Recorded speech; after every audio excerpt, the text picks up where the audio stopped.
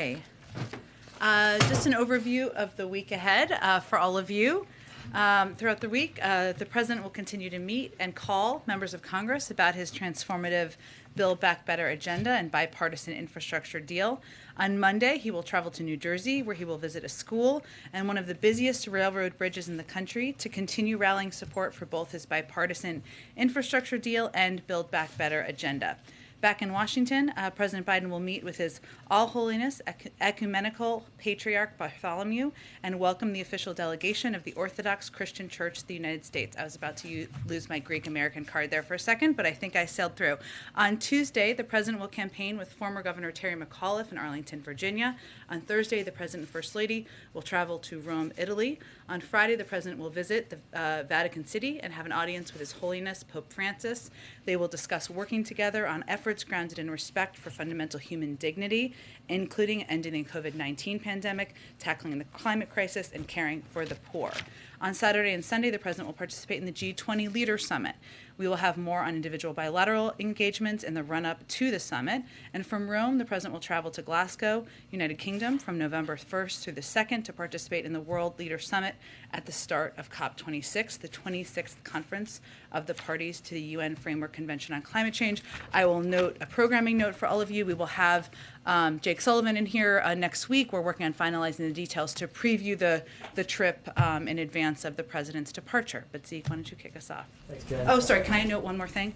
I apologize. Today, the Vice President visited the Northeast Bronx YMCA in New York with HHS Secretary Javier Becerra, Governor Kathy Hochul, and Congressman Jamal Bowman. The Vice President will hear about the YMCA facilities' impact on the community and deliver remarks about how the bipartisan infrastructure deal and the Build Back Better agenda will benefit working families. She'll also highlight the importance of extending the child tax credit, which is one of the largest ever single tax cuts for families with children. Okay, Zeke, go ahead. Thanks. What's the status of the negotiations over the President's social spending bill? House Speaker Nancy Pelosi suggested a deal could be done today. Does the President expect that? And who's he speaking with right now? Well, he will continue to have calls throughout the course of the day and the weekend, as he has over the last several days. We will provide you details on those as we can. We have a goal, as Speaker Pelosi conveyed. We have milestones, and we're working on finalizing an agreement. That's the status. Our focus is on making significant progress on that. We've seen that happen over the last several days. We're encouraged by the shared commitment to get this done and deliver for the American people. But I don't have any new deadlines or timelines from here, nor have we set them from here over the last several days or weeks. As that package that the President proposed initially at roughly $3.5 trillion, I think now looks to be being cut roughly in half. We've heard the President say he wants to come back at things later, things like community college, some of the other extending the life of some of these programs that have been shortened. Progressives have been saying that now's the moment to go big. There might not be another moment. Why does the President think, given how difficult things have been up to this point, that he'll have another bite at the apple to sort of make these programs more enduring, or to include even things that couldn't make it into this package somewhere down the line? Well, let me say first, Zeke, that this package is on track to be to represent or to direct the most fundamental shift in supporting hardworking families over wealthy in modern American history. And the President's belief, as you heard him say last night, is that compromise is not a dirty word and that we will get nothing if we do not have 50 votes. The alternative is not a larger package. The alternative is nothing.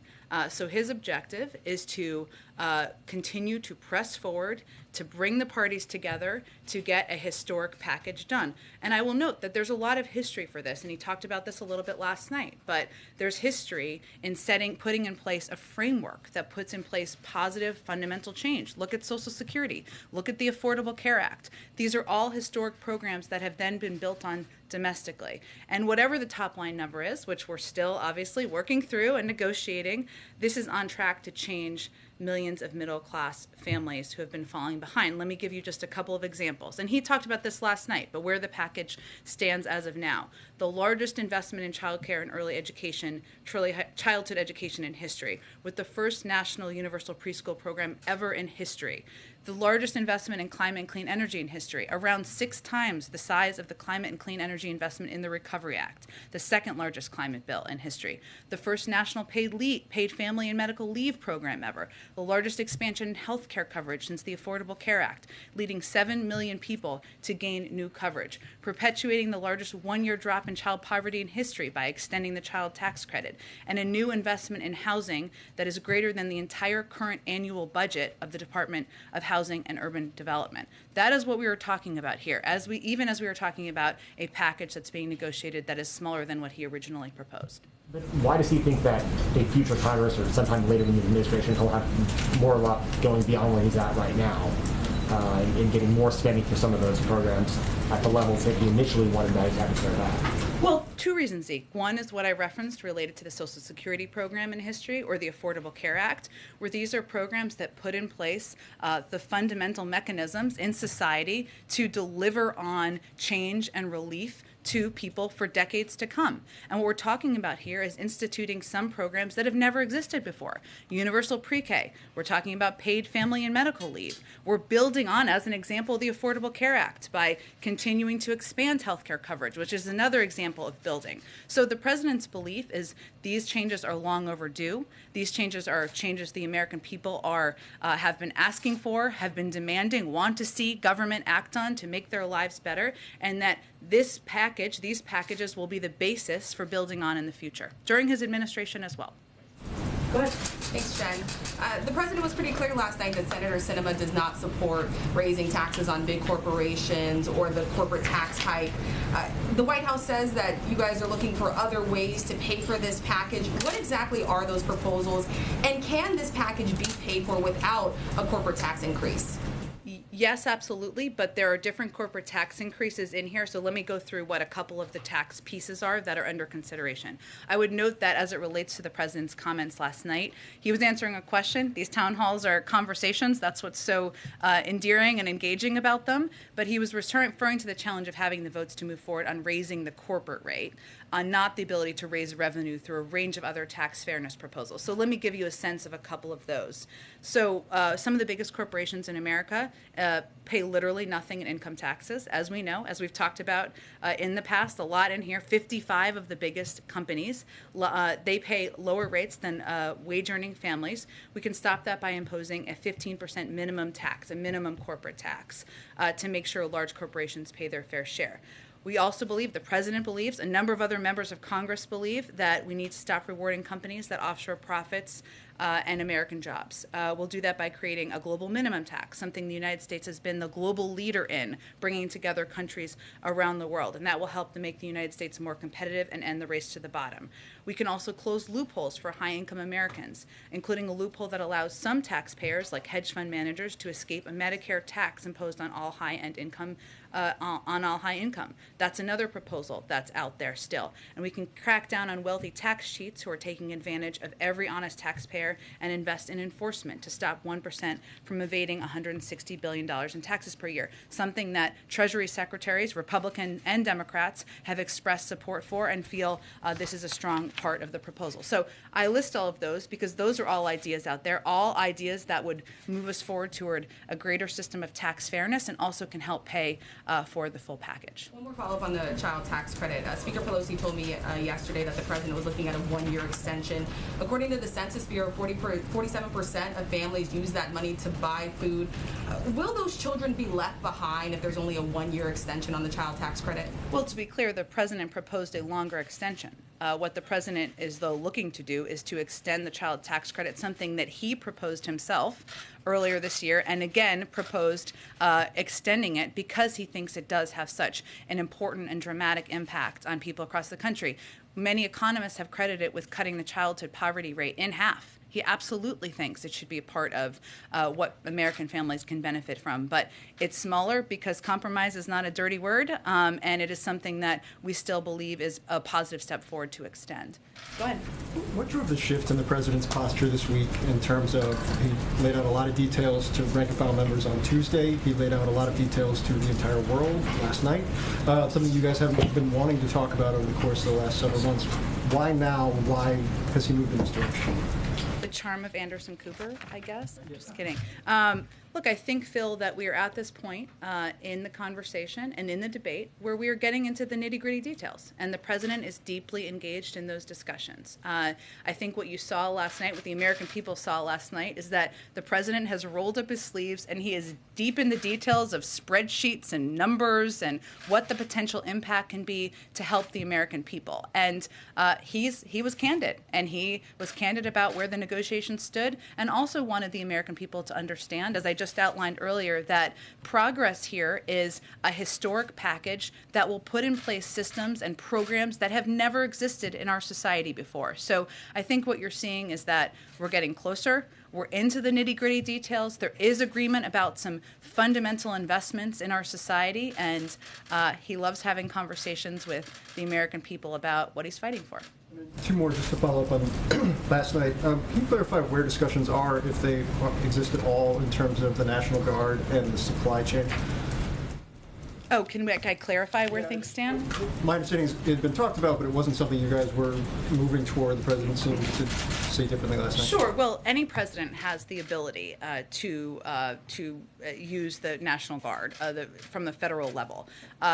Requesting the use of the National Guard at the state level, which is often how it's done, is under the purview of governors. And we're not actively asking them to do that, and we're not actively pursuing the use of the National Guard on a federal level. But it is something that any president would have the capacity to do, the authority to do, but it is not something under active consideration. And then one more. The president was asked if the U.S. would come to Taiwan's defense if attacked by China, and he said, yes, we have a commitment to do that. Is there a shift in U.S. policy as it relates to Taiwan and a defense agreement?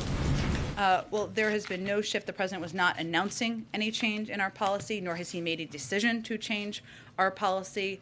There is no change in our policy. Our defense relationship with Taiwan is guided by the Taiwan Relations Act. Some of the principles of the Taiwan Relations Act that the United States will continue to abide by, of course, is assisting Taiwan in maintaining a sufficient self-defense capability. Another principle is that the United States would regard any effort to determine the future of Taiwan by other than peaceful means a threat to the peace and security of the Western Pacific and of grave concern to the United States. I would also note that Secretary Austin also spoke to this earlier today, and he said, as the Secretary of Defense, of course, nobody wants to see cross-strait issues come to blows. Certainly not President Biden, and there's no reason that it should. And that is certainly emblematic of our approach as well. Go ahead, Jeff.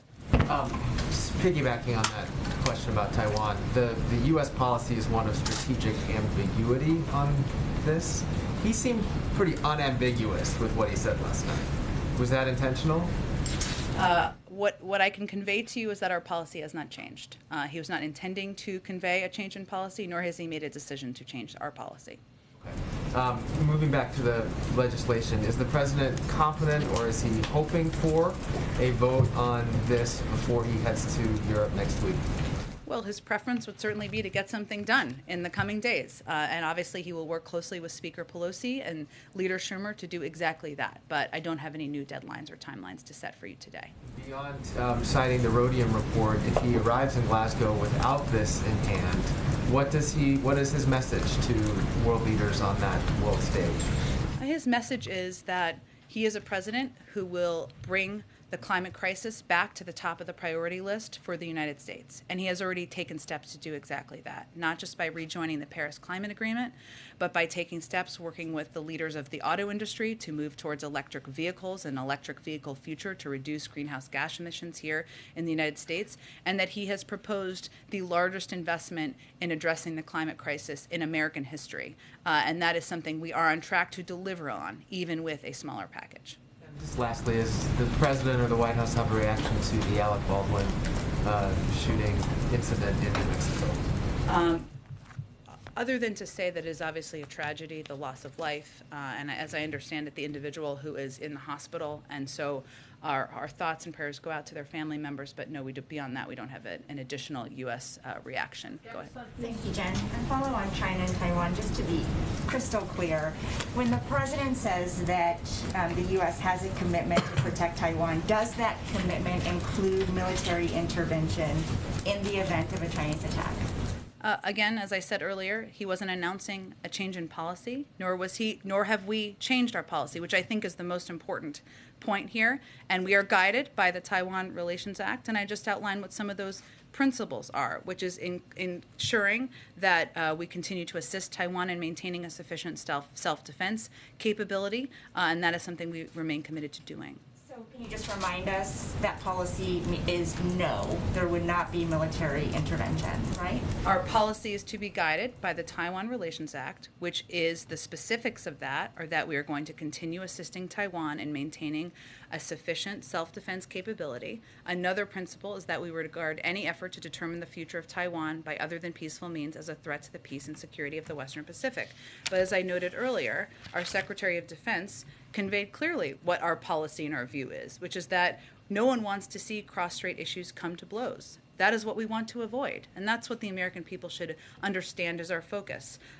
That's the view of the President, that's the view of the Secretary of Defense, and there's no reason anyone should think otherwise. And then a follow-up on all those tax options that you might have if the corporate tax is not raised, and if there is no hike in taxes on the wealthy. Will all of those still guarantee that this package will not be deficit spending? Yes. Okay. And none of that has been concluded. I think I gave all those additional components of tax options that are out there and Senator Sinema can obviously speak for herself, as I always convey from here, but she has been supportive of a number of these options, as have others, and those are all options that can help ensure we're moving toward a more fair tax system, but also pay for these investments. Thanks. And just one more on the filibuster. What are some ways that the filibuster can be fundamentally altered without ending it altogether?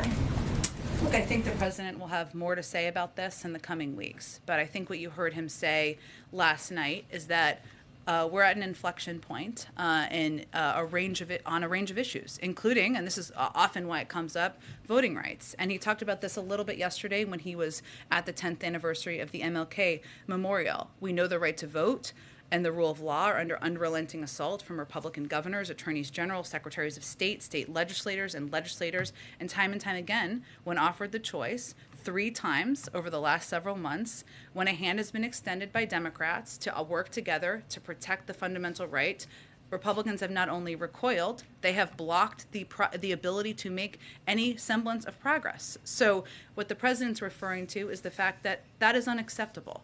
The protection of the fundamental right to vote is something that has been bipartisan in the past. He spoke back in March about his concerns or how he would view it if the Republicans continue to be obstructionist around it, and we've seen that time and time again. So he will discuss what that looks like, because not getting voting rights done is not an option.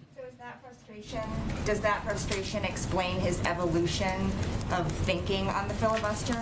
In July, he said eliminating it would throw Congress into chaos and nothing would get done. Well, I would also note that back in March, he noted that if there was obstruction, that it was something that we would have to take a look at. So, look, I think many of you have covered the President for some time, and you know that his view is that we should pursue ways to work in a bipartisan manner, that we should pursue paths forward that can get things done for the American people. When he helped lead the effort to authorize the voting rights bill back when he was a senator, that was done in a bipartisan way.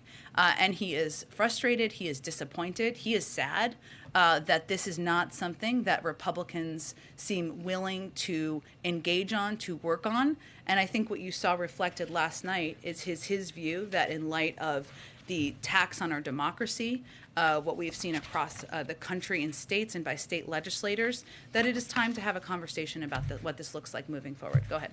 Thank you, Jen. The leader of a union representing FedEx, UPS, and DHL is saying that supply chain problems are going to get worse with labor shortages right before the holidays unless the President postpones the requirement to get vaccinated by December 8th. So what is more important to this President, the vaccine mandates or fixing the supply chain as fast as possible? Well, first I would say that that is not actually what we've seen at companies that have implemented these vaccine requirements that are not even part of federal law yet. Let me just finish. I'm going to let you talk. Don't worry about it. I'm going to let you talk. Okay. So American and Southwest CEOs have made clear their workers will not be there won't be a labor shortage. We've seen United Airlines implement this, and as we've also said, as we work to implement these federal employee requirements, the first step is not firings. It's actually education and counseling. So we don't actually anticipate these disruptions. What we've seen for companies who have implemented these requirements is an increase from 20 to 90%. Last thing, and then I'll let you ask your follow-up, is that the other piece of this is that COVID is an enormous labor disruptor, not only because it's the number one cause of death in some industries and some professions, including police forces across the country, but because people are out sick, people are worried about coming to work. This is one of the reasons that a lot of these companies have implemented these requirements. Just so that I understand the position then, this union leader says that the looming December 8th mandate for having fully vaccinated workforces creates a significant supply chain problem. You say no, it does not. Is that right? What I would point to, Peter, is the evidence we've seen from companies, large companies, private sector companies that have implemented these requirements across the board. Okay, following up on something else the president said last night. Why did President Biden say he has been to the border? Well, Peter, as you may have seen, there's been reporting that he did drive through the border when he was on the campaign trail in 2008, and he is certainly familiar with the fact, and it stuck with him, with the fact that in El Paso, the border goes right through the center of town. But what the most important thing everyone should know and understand is that the president has worked on these issues throughout his entire career and is well-versed in every aspect of our immigration system, including the border. That includes when he was vice president, and he went to Mexico and Central America 10 times to address border issues and talk about what we can do to reduce the number of migrants who are coming to the border. He worked in a bipartisan manner with senators like Ted Kennedy, Harry Reid, John McCain, and others to push for comprehensive immigration reform. He does not need a visit to the border to know what a mess was left by the last administration. That's his view. Does that count as a visit? He said, I've been there before. You're saying he drove by for a few minutes. Does that count?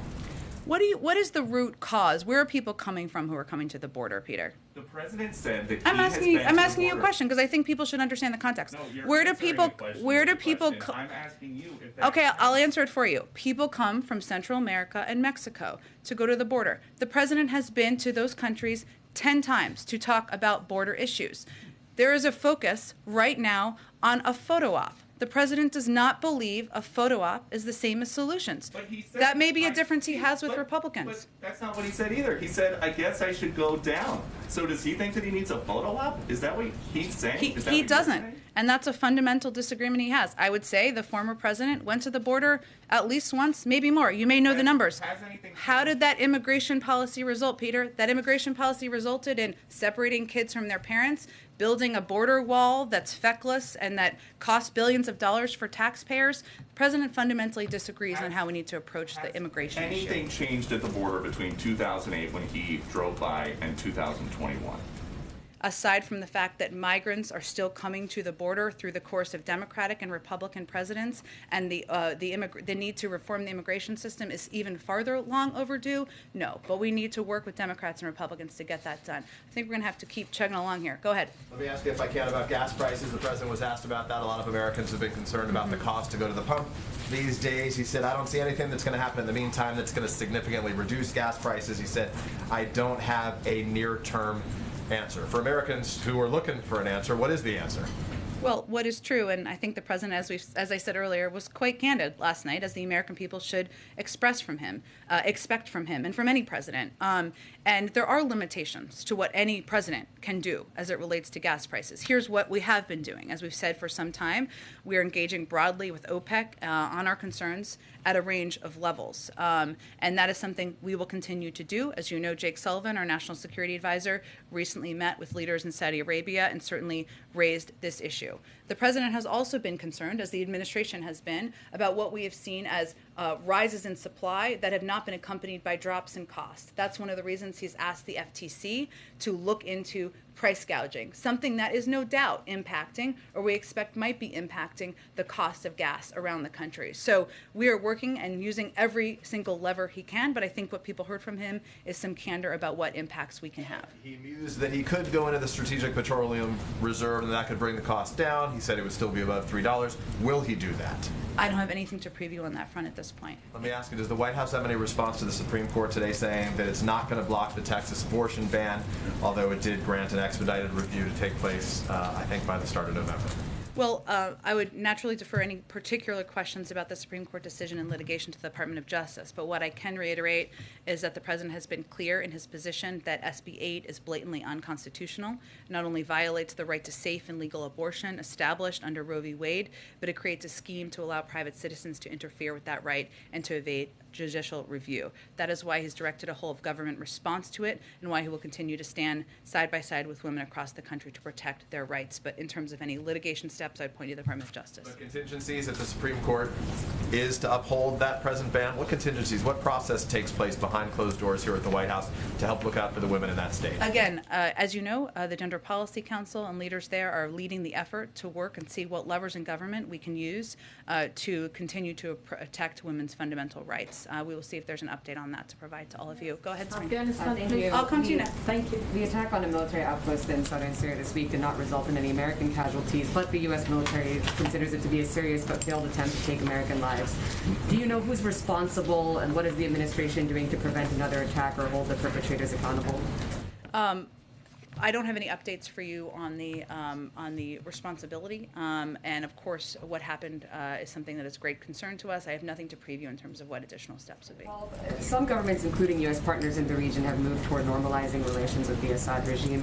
Has the administration directly urged its counterparts against doing so? Nothing has changed about the U.S. position as it relates to the Assad regime. In terms of private diplomatic conversations, I'd point you to the State Department. Lastly, because there was a broader review of sanctions policy by the Treasury Department that was released this week. It stated sanctions are most effective on a multilateral basis. So if other countries, including U.S. partners, are resuming diplomatic and commercial ties with Syria, does it not undermine U.S. sanctions, and what does the administration plan to do about it? Say that last part one more time. Does it not undermine U.S. sanctions if other partners are resuming diplomatic and commercial ties with the Assad regime? Is there anything the administration plans to do about that? I don't have anything to preview for you at this point in time. I, again, would point you to the State Department. Our view of the Assad regime has not changed. I would note on the attack, which you asked me about, let me give you all a little bit more context on that. U.S. Central Command confirmed last night and put out a statement, or maybe it was earlier, that the Al-Tan garrison area was subjected to a deliberate and coordinated attack. Initial reports indicate both unmanned aerial systems and rockets were used in the attack. All U.S. personnel have been accounted for. We're not aware of any injuries to U.S. personnel at this time. Of course, we always reserve the right to respond. As I noted, we have nothing to preview on that front, and we're still investigating. Go ahead.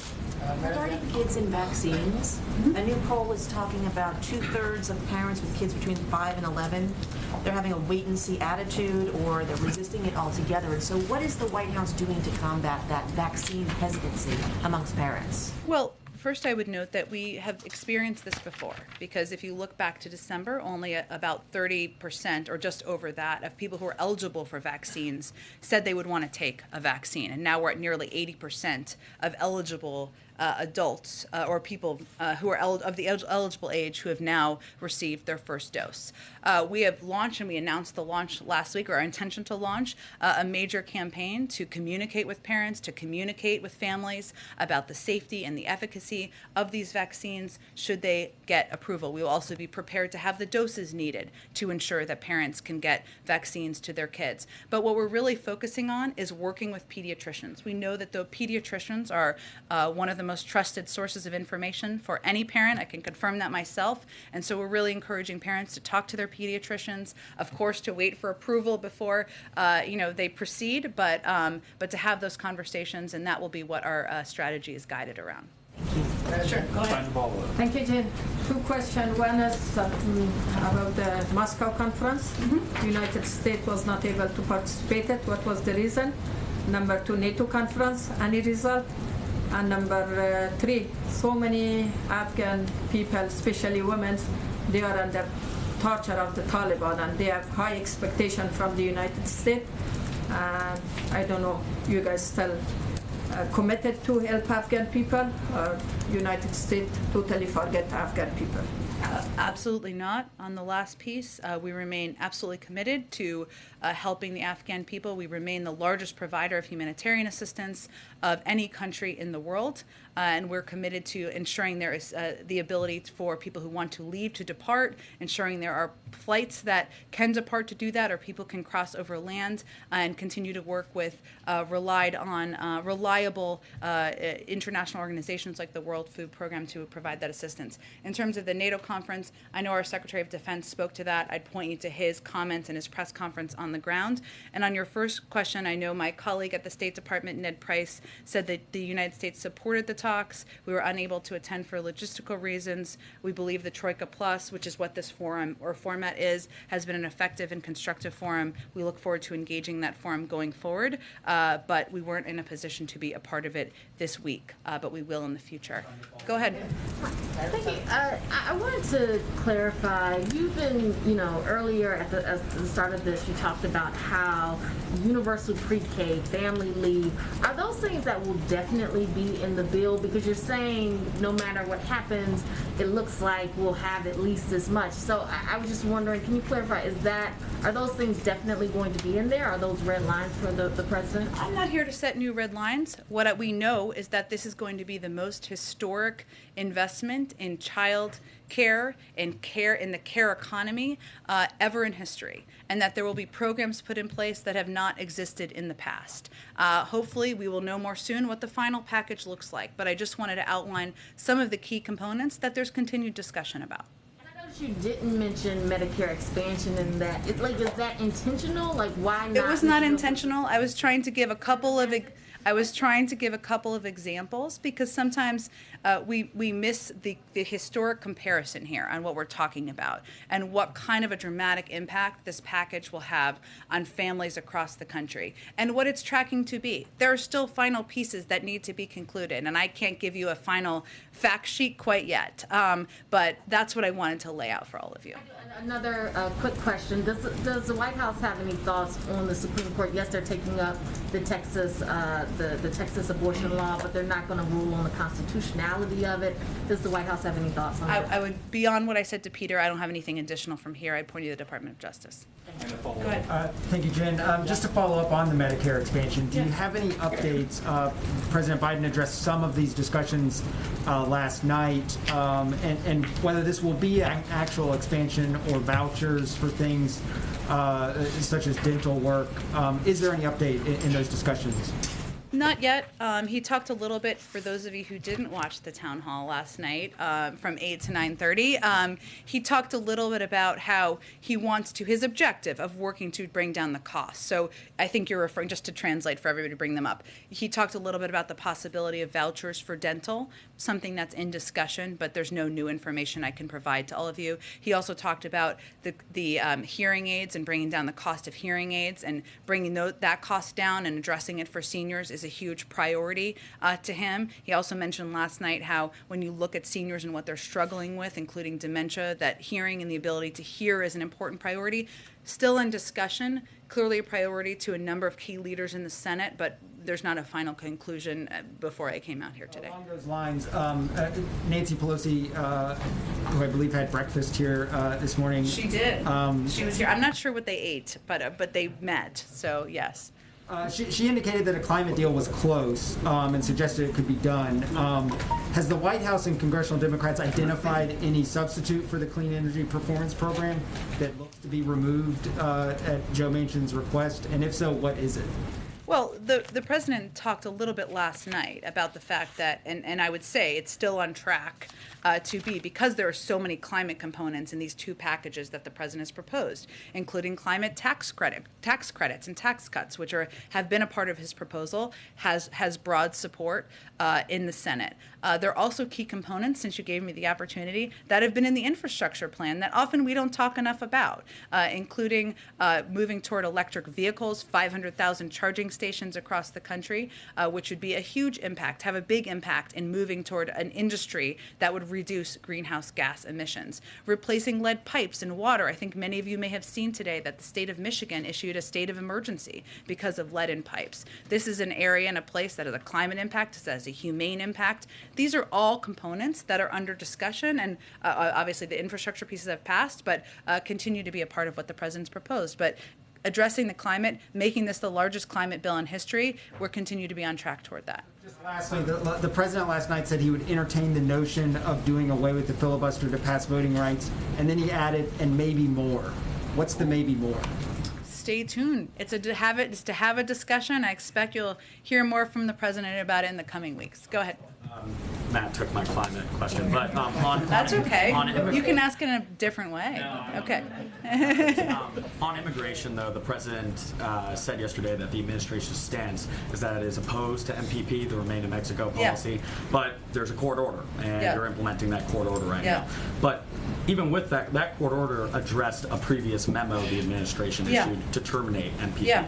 It's been months since this court order, and there's still no new memo out. And why is that? Secretary Mayorkas has indicated he plans to issue a new memo, and that we do oppose the MPP program, as the president said last night. I would point you to the Department of Homeland Security on an update on the status. Given that he is saying the administration is opposed and he's criticized us in the past, it seems like there's not a sense of urgency to get this memo out since it's been months. I wouldn't agree with that. I think we've been clear about our opposition to this, but again, there was a court order.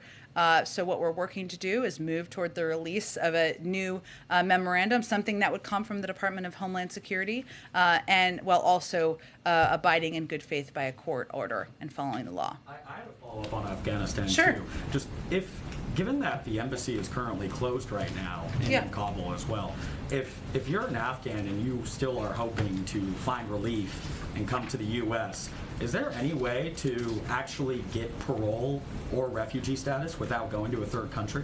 Well, we have a presence in Doha, one that engages with officials on the ground. We've also had recent meetings with leaders of the Taliban, as you all know, and has been reported publicly. And our State Department is leading this effort. So yes, absolutely there is. We have worked to help individuals who have stood by our side and fought by our side over the course of the last 2 months since we left. We ended our military presence there. We've put out, I know the State Department put out numbers on U.S. citizens and legal permanent residents who have departed from Kabul. We wouldn't be able to do that unless we had the diplomatic presence in Doha and were able to engage with and work with authorities on the ground. Go ahead. Thanks, Jen. Last night also the president said that paid leave was down to 4 weeks. When he said that, did he mean that it would be a permanent program and that it wouldn't be sunsetted any time over the next decade?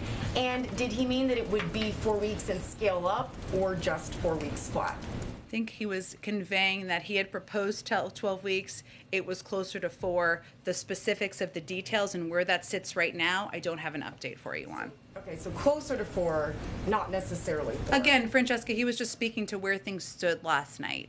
There's obviously been ongoing discussions this morning, but clearly making sure paid leave is law, is a reality for working parents across the country is a priority. That's why he proposed it. But in terms of the exact status, I don't have an update for you on that in this moment. And on free community college, he said, I promise you, I guarantee you, we're going to get free community college in the next several years across the board. So what makes him so certain that he'll be able to get community college, free community college in the next several years if it's not going to be included right now? He's in the first 9 months of his presidency, and he knows and understands, as he said last night, that that making community college accessible, that ensuring we have a more educated workforce out in the country is in the interest of the private sector, in the interest of U.S. competitiveness, and certainly in the interest of the American people. There's still discussions about how to make community college more accessible, more affordable. These pieces are still being negotiated. I think what you heard from him, or what the American people heard from him last night, is not just his marital obligation, but is his commitment to getting this done because he thinks it's in the interest of the United States and our workforce here. Go ahead. Thank you, Jen. Thank you. I'd like to ask first about test access and then about coronavirus origins. We as a press corps are fairly unanimous in our opposition to the mysterious pre-screening process that's been going on for presidential events in the East Room.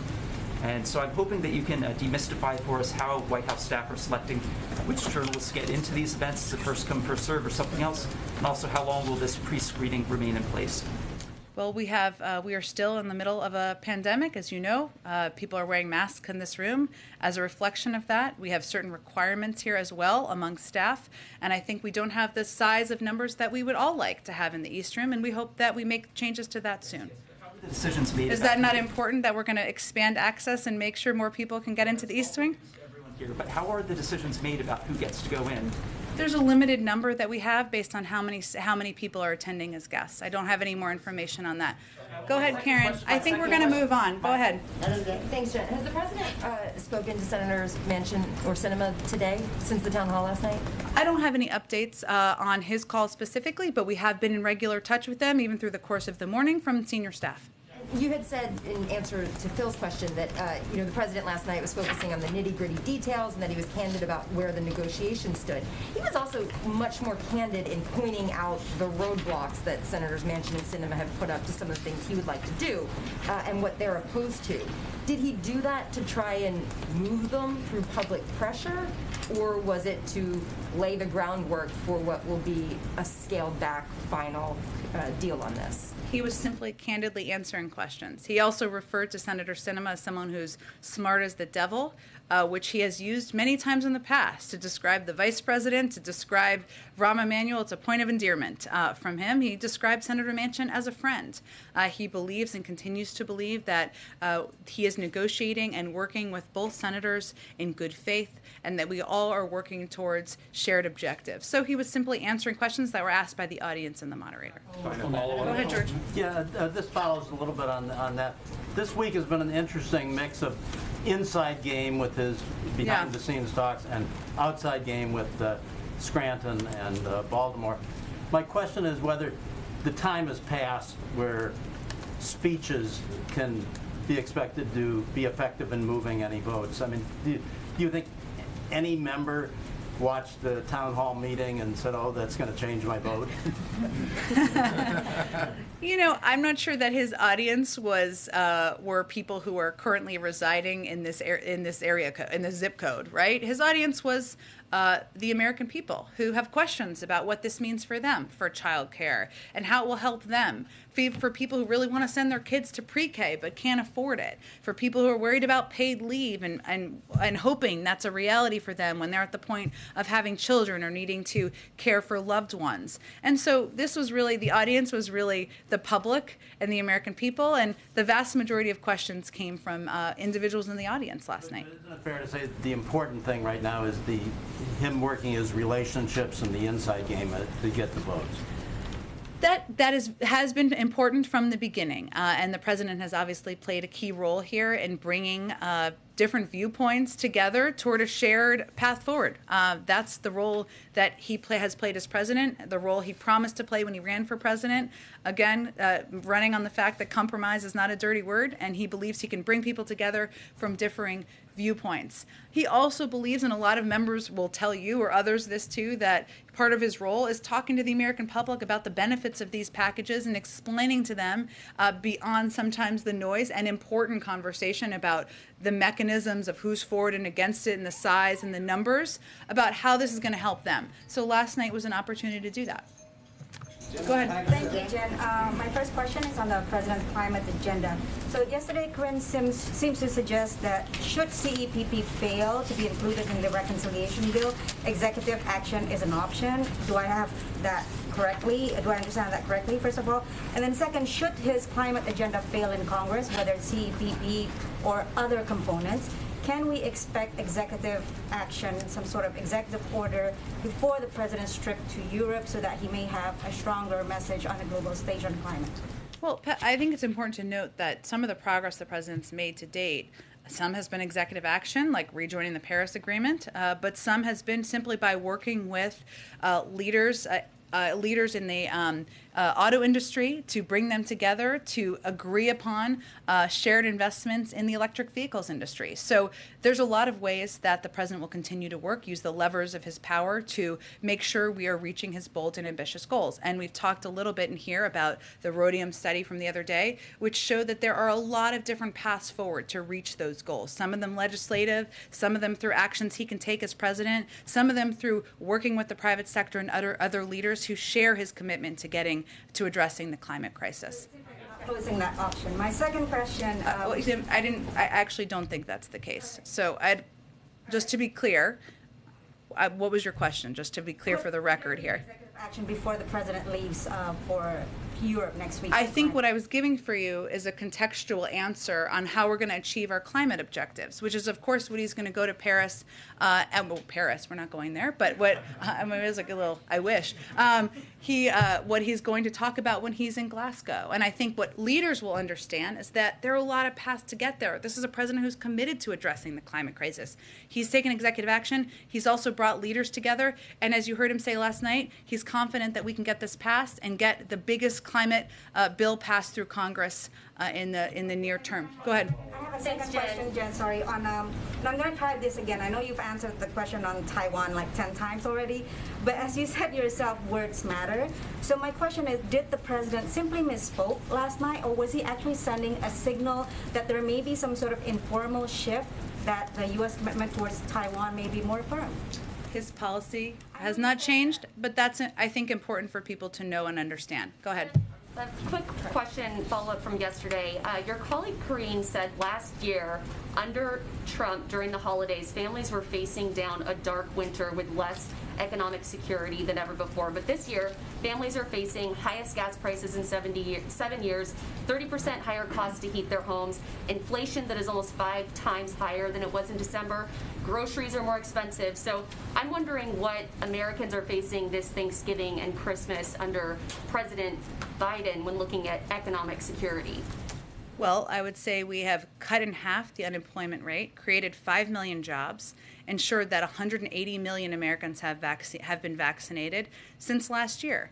So, yes, are there still, as the economy is turning back on, are there still fundamental issues we're working through? Absolutely. That's why the president's pushing to get his agenda done. But I think there's no question that a year ago, when we were locked in our homes, when only 1% of people were vaccinated, when 10% of people in this country were unemployed, that was an incredibly dark time and dark period in our country. Go ahead. Thanks a lot, Jen. I want to ask you about public opinion polls, which I'm sure you recognize. The president's public opinion polls have declined sharply over the last few months. And I want to get a sense from you, in speaking to your White House colleagues, why you think that is. I know you've mentioned COVID before, but is it also because of the chaotic withdrawal from Afghanistan? Is it the stalled agenda for President Biden? What do you suppose is the reason that we've seen this slide in the president's approval ratings? Well, a lot of people in this room work for organizations that have done polls, and there's a lot of underlying data in them, and sometimes it differs. So I would just go back to what our view is that we're still going through a hard time in this country, and people are tired of fighting a pandemic. They're tired of the impact on their lives. Some of them are sick and tired of people who won't get vaccinated, who they feel are impacting their ability to live life in a normal way. Some people are still fearful for loved ones, and we all thought that it would be over at this point in time. Obviously, the Delta variant and other factors have led to this to be extended. So there's no question that the fatigue with COVID is impacting people around the country. The president understands that. He's empathetic to that, and he knows that the best thing he can do is help get COVID under control, continue to work to address some fundamental issues in our economy, put people back to work, and that's what he's focused on every day. Turn things around, Jen. What's the way? Is it just getting victories? Is it passing the bipartisan infrastructure bill? What's the way that you think President Biden can turn around these sliding approval ratings? He can keep his head focused on doing the job as president, leading the American people, putting in place fundamental changes that will make people's lives better. Go ahead, Shelby. Thanks. The DHS secretary said, I think it's just about a month ago now, that the investigation into the horseback Border Patrol agents would be completed in days, not weeks. Has the White House received any update on this investigation? Was there any conclusion on whether these Border Patrol agents were whipping migrants? It's really under the Homeland Security Department. I can check with them and see what the status is. I know what he said at the time, and I will see if there's any particular update on that. Is the White House in active communication with the DHS on this? Like, do we know why? Yes, but they're overseeing the investigation, so I would point to them on any update on the status. Go ahead. Okay, one more. Go ahead. Thanks, Jen. Seeing what we're witnessing happen in Haiti right now, with the threat of the 17 missionaries starting to be killed, is there any conversation within the administration to stop deportations that are happening, or using the administration's power to grant humanitarian parole? What's being done, or even adding U.S. military presence on the ground? So what I think it's important to note here is obviously we are working around the clock to bring these people home. They're U.S. citizens, and there has been targeting over the course of the last few years of U.S. citizens in Haiti and other countries too. It's not the only country, but since we're talking about Haiti, and for kidnapping for ransom. That is one of the reasons that the State Department issued the warning they did in August about the risk of kidnapping for ransom. So this is a little bit of a different category of individuals in the country and what they're being targeted for. That's why we issued that warning. At the same time, we are continuing to provide humanitarian assistance, to work with officials on the ground, to work through our embassy, to certainly address the underlying conditions as people in the country attempt to move forward or try to recover from a combination of the earthquake and the assassination of the leader. Thanks so much. Again, I think it's important to note that these individuals were U.S. citizens who were targeted. So we're working to bring them home. Obviously, the Department of Homeland Security and State does evaluate any conditions before they send people back to any country, as they've done here, and there has been no change. Thank you, everyone. Thank you, Jen. You too. Thank you.